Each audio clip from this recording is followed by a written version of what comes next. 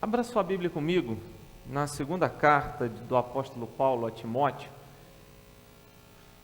capítulo 2. Eu vou fazer a leitura do verso 1 até o 15. Hoje nós começamos a preparar a igreja para a eleição de oficiais que nós teremos em setembro, né? E após a mensagem, no momento dos avisos, nós estaremos dando mais detalhes, eu estarei dando mais detalhes sobre isso. Mas quando nós tratamos do aspecto de preparar a igreja para esse momento de eleição de oficiais, é importante a gente entender que não somente aqueles que estarão envolvidos no ofício diaconal e do presbiterato, mas a igreja também precisa conhecer a respeito disso para que ela possa votar consciente, para que no momento da eleição a igreja possa votar consciente. Mas eu creio que essa reflexão nessa manhã, ela vai nos fazer pensar não apenas sobre essa questão ministerial do oficialato, mas dos ministérios, do nosso ministério, do nosso chamado, de uma forma geral. E aí eu entendo que essa mensagem, essa reflexão nessa manhã, ela serve não apenas para aqueles que já têm servido, mas para aqueles que em algum momento desanimaram, para aqueles que em algum momento deixaram adormecer o chamado ministério para o qual Deus os chamou.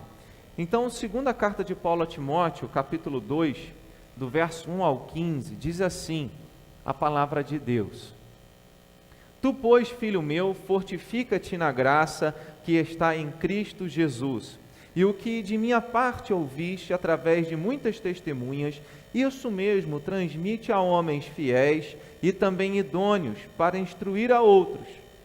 Participa dos meus sofrimentos como bom soldado de Cristo Jesus.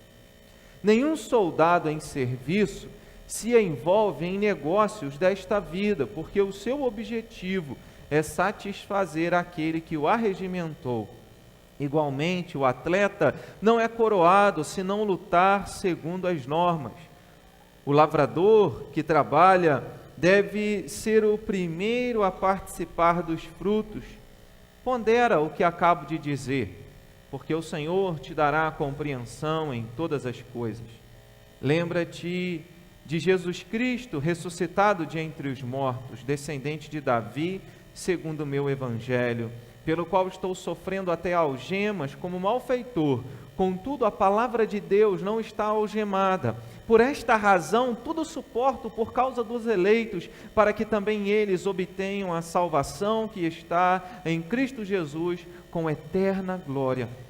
Fiel é esta palavra. Se já morremos com Ele, também viveremos com Ele. Se perseveramos, também com Ele reinaremos. Se o negamos, Ele por sua vez nos negará. Se somos infiéis, Ele permanece fiel, pois de maneira nenhuma pode negar-se a si mesmo.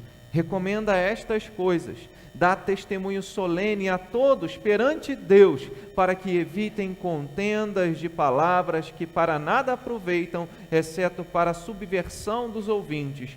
Procura apresentar-te a Deus aprovado, como obreiro que não tem de que se envergonhar, que maneja bem a palavra da verdade. Deus Santo e poderoso, estamos diante da Tua palavra e sabemos, ó Pai, que para compreendê-la, precisamos da iluminação do Teu Espírito Santo sobre a nossa vida. Pai, fale ao nosso coração. Obrigado porque, como lemos aqui, ainda que sejamos infiéis, o Senhor permanece fiel. Pai, segundo a fidelidade do Senhor, a Tua própria palavra, edifica as nossas vidas, a Tua igreja nesta manhã. Nós oramos em nome de Jesus. Amém e amém. Qual o objetivo do apóstolo Paulo ao escrever essa carta a Timóteo? Paulo está escrevendo a Timóteo para encorajar Timóteo, para renovar Timóteo, para dizer: Timóteo, desperta, acorda, seja renovado no ministério que Deus tem para você. Porque é certo que todos nós, irmãos, que estamos envolvidos com o reino de Deus, que servimos a Deus, que servimos ao Senhor Jesus, exercendo algum dom ou alguns dons que Deus mesmo pelo seu Espírito tem nos concedido, todos nós em algum momento ficamos cansados.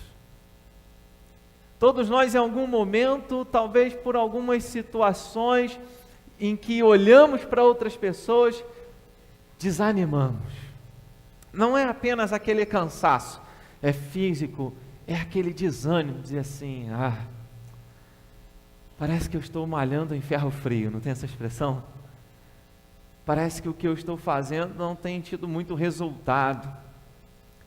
E aí, em algum momento, você desanima de servir a Deus, você desanima de cumprir o ministério, o chamado para qual Deus tem te chamado. E quando nós olhamos para essa carta, para as duas cartas, Timóteo viveu um momento assim. Certamente por aqueles que não consideravam a sua autoridade como pastor, não consideravam ele como um mensageiro de Deus pela sua idade, não consideravam Timóteo não apenas por causa da sua idade, mas havia aqueles que se infiltravam no meio da igreja e levavam ensinos tortuosos, heresias.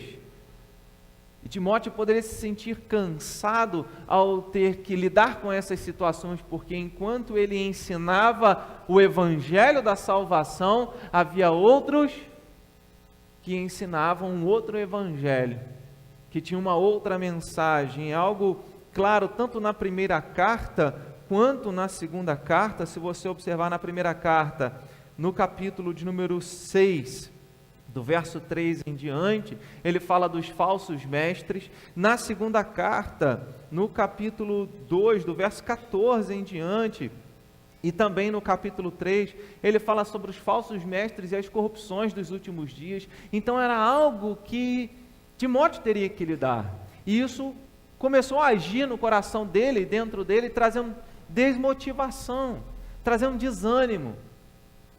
Ele teve um momento em que ele ficou desencorajado, e Paulo está escrevendo para ele para encorajar ele, para renovar o ânimo de Timóteo. Então, essa mensagem é para renovar o seu ânimo, para falar sobre ministério, para falar sobre o seu ministério, sobre o seu chamado.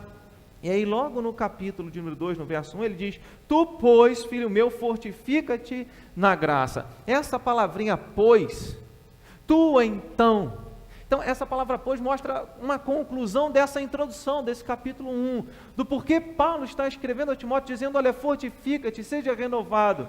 Em que parâmetro você precisa ser renovado? Em que parâmetro você precisa ser fortalecido nessa graça? Aí ele lembra da fé que Timóteo, no verso 3 ao 5 do capítulo 1, ele lembra da fé que Timóteo recebeu como testemunho e exemplo de sua mãe e de sua avó. Ele lembra da mensagem do Evangelho, que é a salvação pela graça. E aí, especificamente, verso 9 e verso 10 do capítulo de número 1, ele diz que nos salvou e nos chamou com santa vocação, não segundo as nossas obras, mas conforme a sua própria determinação e graça que nos foi dada em Cristo Jesus, antes dos tempos eternos. Parênteses, Timóteo, o chamado que você tem foi pela graça de Deus. Você foi alcançado não por causa das suas obras, mas por causa da graça de Deus. Você foi chamado por essa graça maravilhosa. E essa graça, verso 10 ele diz, foi manifestada agora pelo aparecimento de nosso Salvador Cristo Jesus, o qual não só destruiu a morte, como trouxe à luz a vida e a imortalidade mediante o Evangelho. Continua pregando o Evangelho, continua anunciando essa mensagem, porque essa mensagem é da salvação, essa mensagem traz luz e imortalidade. E aí Paulo está dizendo: eu fui designado pregador, e você também, continua o seu ministério. Verso de número 14 também traz a evidência sobre isso. Timóteo, continua, guarda o bom depósito mediante o Espírito Santo que habita em nós. Então, quando nós nos sentimos desencorajados, ou quando nós pensamos no nosso ministério, precisamos ser fortalecidos na graça de Deus em Jesus Cristo. E uma das formas de sermos fortalecidos na graça de Deus é termos a consciência da origem da nossa fé, da origem da nossa salvação, da origem do nosso chamado, Jesus Cristo, nosso Senhor. A origem da sua fé, a Bíblia diz em Hebreus que Ele é autor da nossa fé. A origem da nossa salvação, Paulo vai dizer: olha, esse Jesus, Ele veio, e Ele lembra disso, já no verso de número 8, já do capítulo 2, Lembra-te de Jesus Cristo ressuscitado de entre os mortos. É essa mensagem que deve renovar o nosso coração. Irmãos, se nós servimos a Deus porque Ele nos alcançou, a forma de nós sermos renovados, fortalecidos, restaurados no nosso ânimo, no nosso chamado, para exercer o ministério que Deus tem para você, para cada um de nós, é lembrarmos dessa origem da fé, a origem da nossa salvação, a origem do nosso chamado, que é o Senhor. Então lembre-se da obra de Jesus, da morte dele na cruz, da ressurreição dele. Tudo isso ele fez para que você fosse alcançado por essa graça. E você foi chamado para anunciar esse evangelho, para anunciar essa mensagem. O verso 11, 12, 13 mostra também de uma forma o resumo do objetivo de Paulo.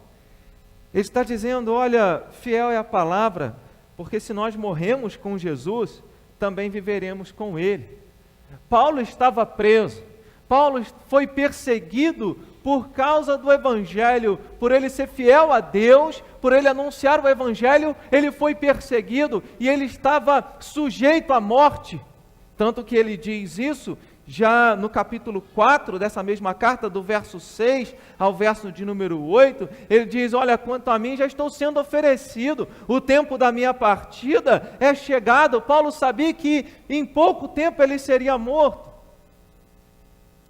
Mas ele estava dizendo, se eu morrer com Jesus por causa do Evangelho, eu também irei ressuscitar, ou seja, nem mesmo as lutas, nem mesmo a morte pode nos livrar, nos separar de Deus, daquilo que Jesus fez. E aí no verso 2 ele diz, se nós perseveramos também com Ele, reinaremos. Então Paulo está dizendo, não desanime, Timóteo. Lembre-se da graça de Jesus, da graça de Deus em Cristo, e seja fortalecido por essa graça, da origem da fé, da origem do chamado, da origem da salvação. E aí, no verso de número 2, voltando agora para o capítulo 2, verso 2, quando a gente fala sobre o ministério, não é apenas uma necessidade de sermos fortalecidos por essa graça de Deus em Cristo Jesus, mas a palavra, o ensino deve ser compartilhado com as pessoas certas. É claro que nós devemos sempre compartilhar o Evangelho, quer seja oportuno, quer não. E aí ele fala isso no capítulo 4, no verso de número 2, prega a palavra, insta, quer seja oportuno, quer não. Prega em todo o tempo. Mas nós precisamos investir naquelas pessoas que estão sedentas. Se você compartilhou o Evangelho com alguém que não quis ouvir, vai haver o tempo de você compartilhar novamente com essa pessoa. Não fique desanimado com aqueles que não querem ouvir, porque existem muitas pessoas desejosas de ouvir o Evangelho.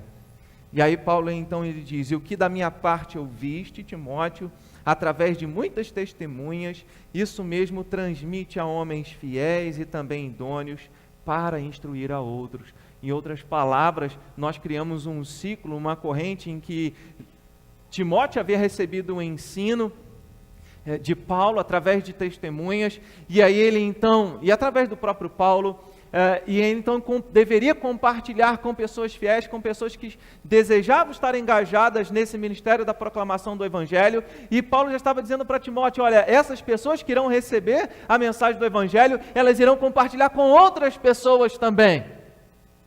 Maravilha saber, e Paulo sabia disso, que a proclamação do Evangelho não dependia somente dele.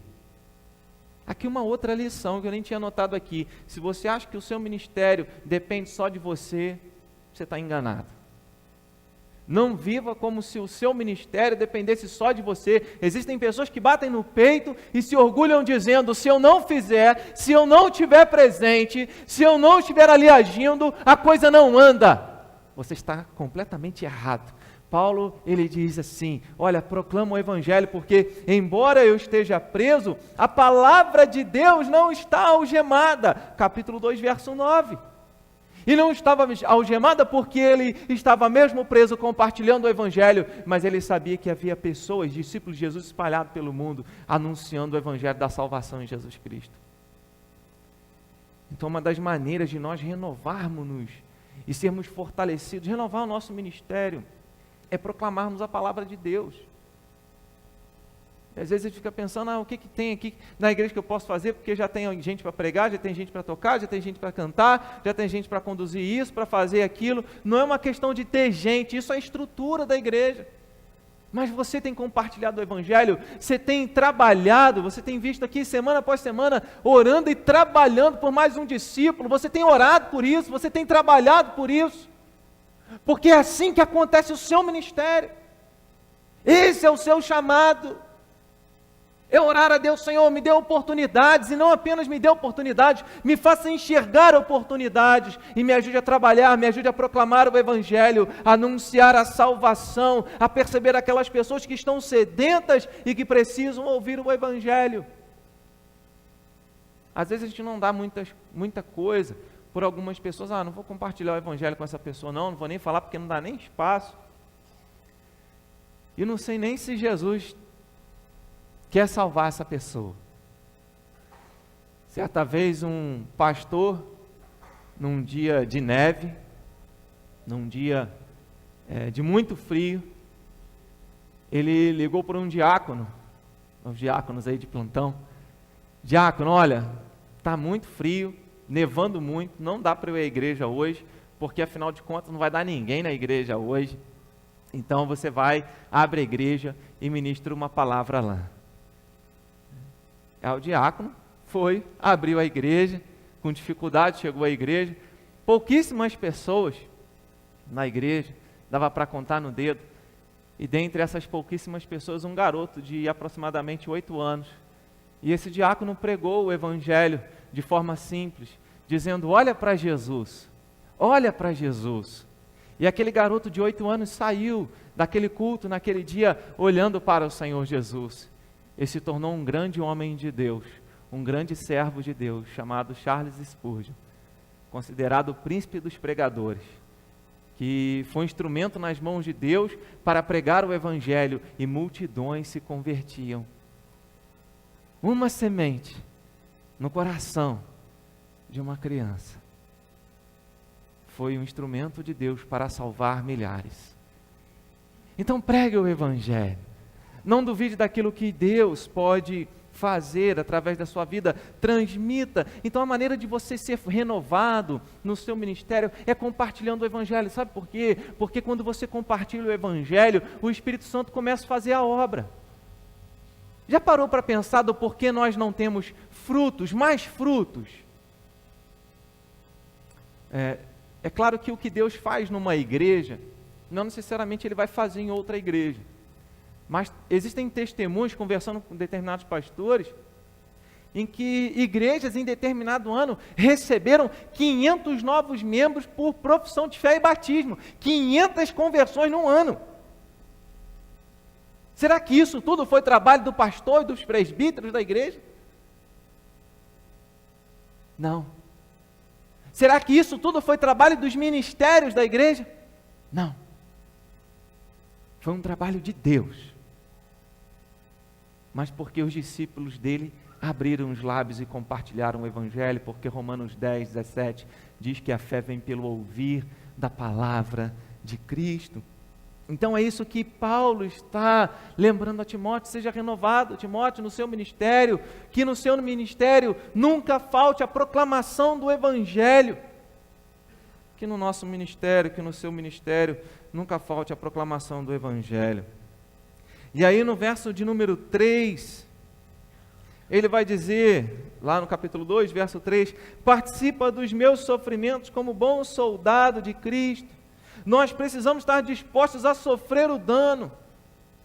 Muitas pessoas querem bônus, mas não querem um ônus.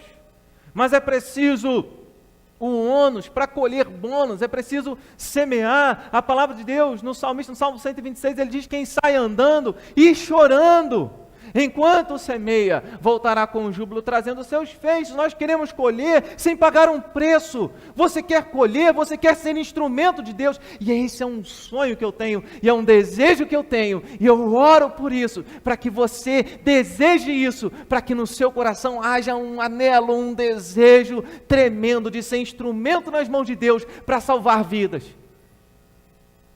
Mas quando você deseja isso, e quando você ora por isso, você precisa lembrar que existe um preço a ser pago. E Jesus, ele lembra isso aos discípulos, ele diz, olha, ninguém que vai construir uma torre, não se assenta primeiro para considerar se vai ter os meios, ou seja, para pagar o preço para construir a torre. Em outro momento, nesse mesmo contexto, Jesus vai dizer, é necessário então tomar a sua cruz todos os dias, e então me seguir, é negar a si mesmo, é amar a mim em primeiro lugar, disse o Senhor Jesus.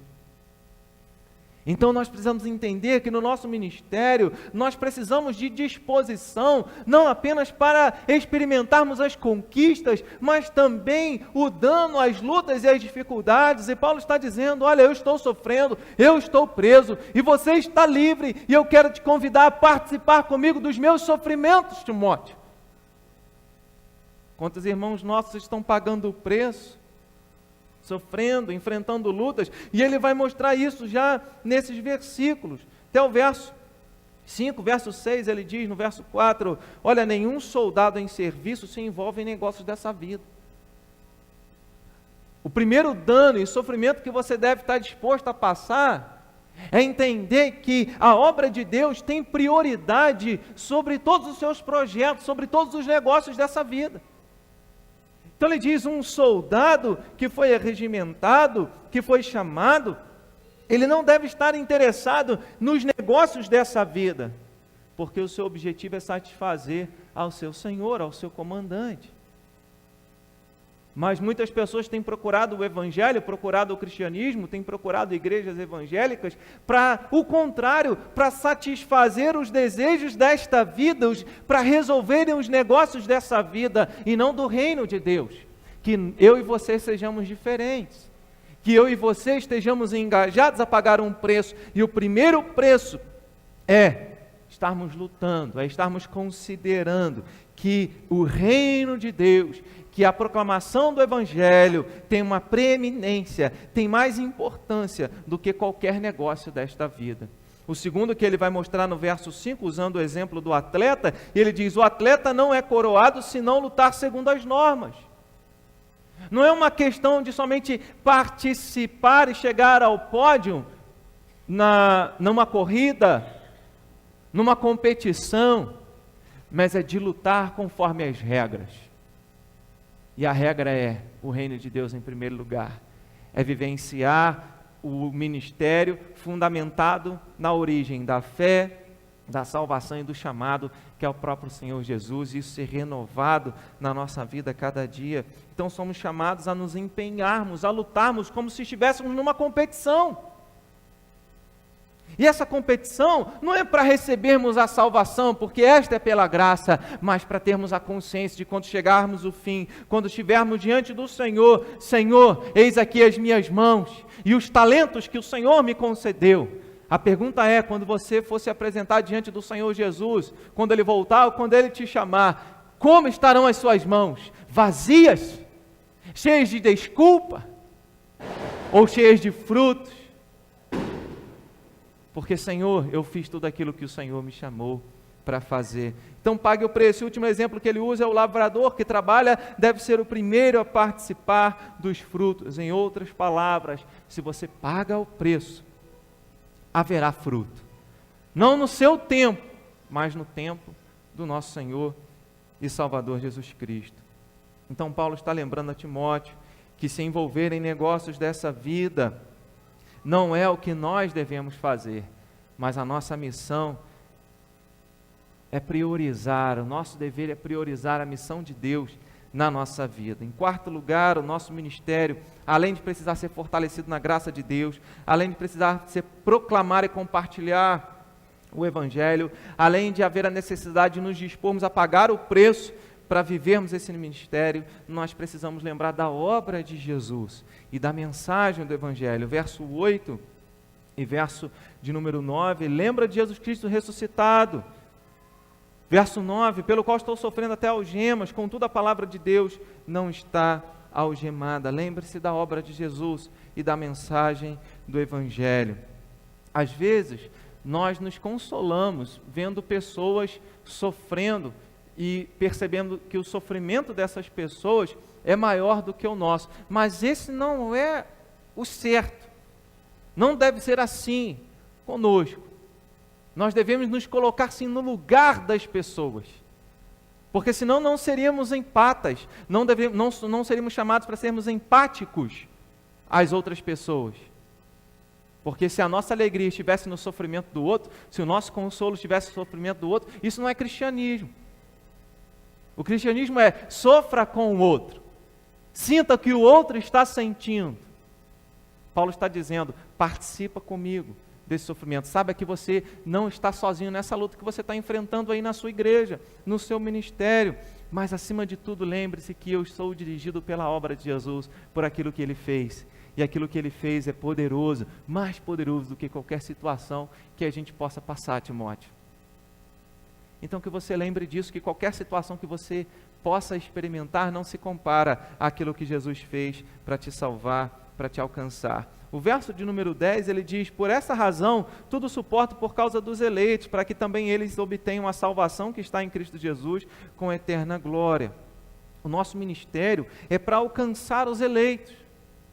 Pense em Projeto Crescer, pense em Sociedade Auxiliadora Feminina, Ministério de Mulheres, pense no Ministério de Homens, a União Presbiteriana de Homens Presbiterianos. E aí pense nas crianças, pense nos adolescentes, em qualquer ministério da igreja, na equipe de louvor, no conselho da igreja, na junta diaconal, pense em qualquer área da igreja, ministério de casais, terceira idade. Tudo tem um objetivo: a salvação dos eleitos. Então, se você faz um trabalho pensando especificamente nos membros da igreja, você não está cumprindo o seu propósito. Se você faz um trabalho pensando especificamente em ter pessoas participando de atividades da igreja, você não está cumprindo o seu propósito. Mas se você realiza um trabalho pensando em compartilhar o Evangelho, como você vai alcançar os eleitos, Senhor, como eu alcançarei aqueles aos quais o Senhor tem chamado, aí sim você vai cumprir o seu ministério, exercer o ministério para servir as pessoas, para compartilhar o Evangelho, para que elas sejam alvos da ação do Espírito Santo de Deus e experimentem a salvação que está em Jesus Cristo.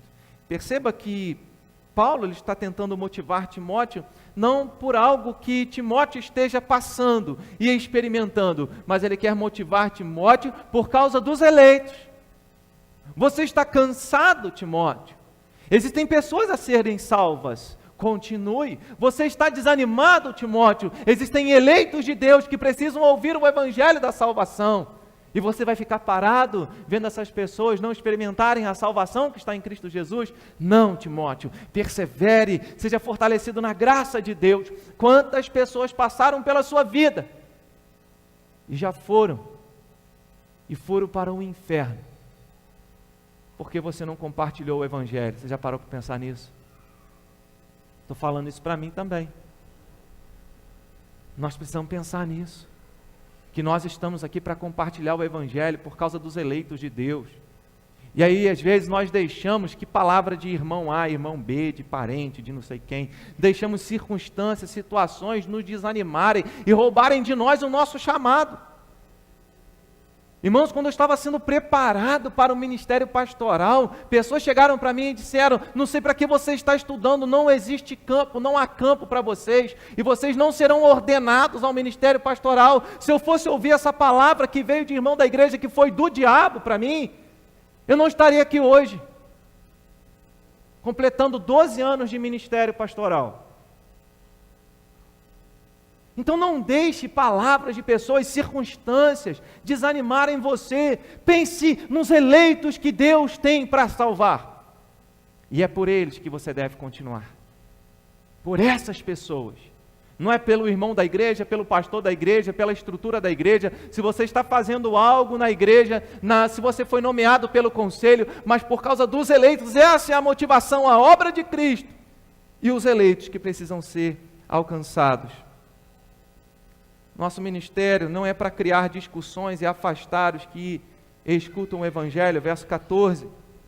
Recomenda essas coisas, dá testemunho solene perante todos, para que evitem contendas de palavras que para nada aproveitam, exceto para a subversão dos ouvintes. O seu ministério não é para criar confusão. Aqui a confusão era: não pregue nada, não se envolva em discussões que não vão acrescentar nada espiritualmente para as pessoas. Em outro lugar ele vai dizer, olha, não se envolva com discussões sobre genealogias, que para nada serve. Se envolva em algo que vai edificar a vida das pessoas e salvar a vida das pessoas. Isso para nós, aplicando para nós hoje, olha, não conduza o seu ministério para confundir as pessoas e para trazer discussão e confusão. Se está trazendo confusão, a Bíblia diz que Deus não é Deus de confusão. Busca outro caminho, busca o caminho da paz.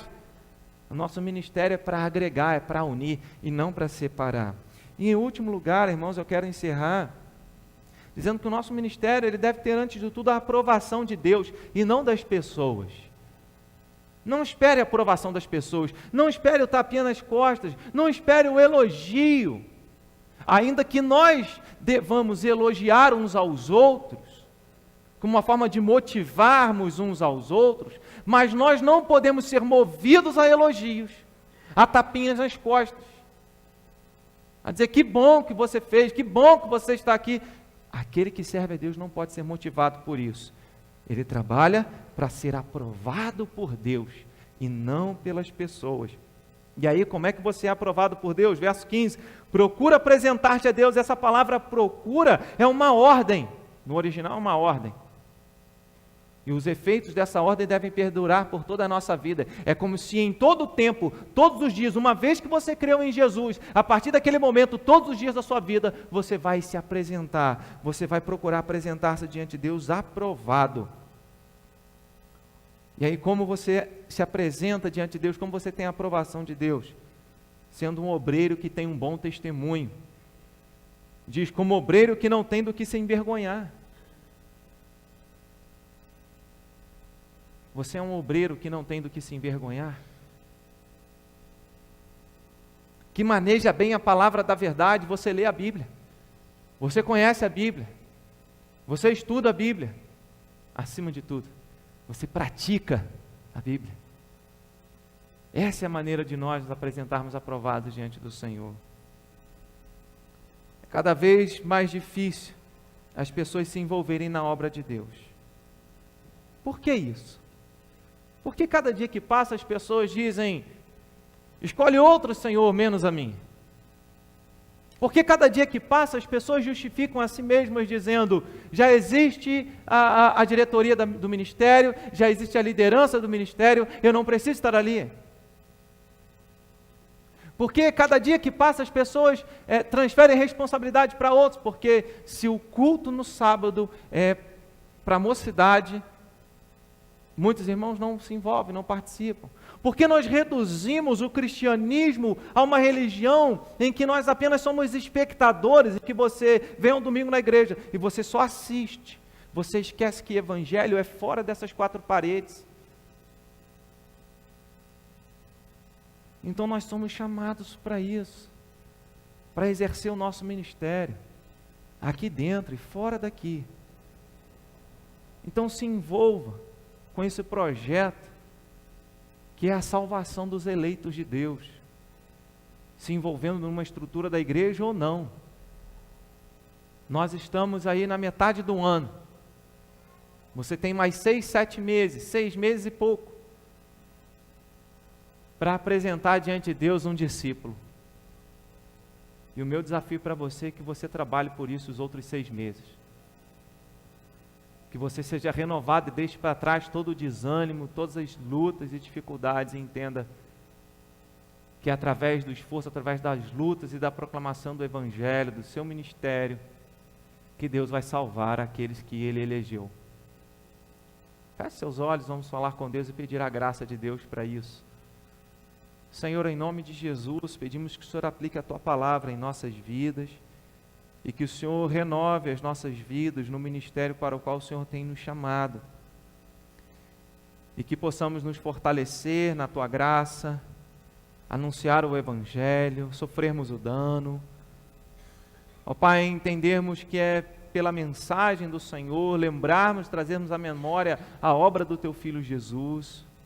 Lembrarmos como Ele exerceu o ministério dele até o fim, pagando o preço, e nunca desanimou, sendo fiel até a morte de cruz. Dá-nos essa ousadia que houve em Teu Filho, porque se morremos com Ele, Cremos que ressuscitamos com Ele para vivermos uma nova vida, uma vida que é para o louvor da glória do Teu nome e para a salvação dos eleitos.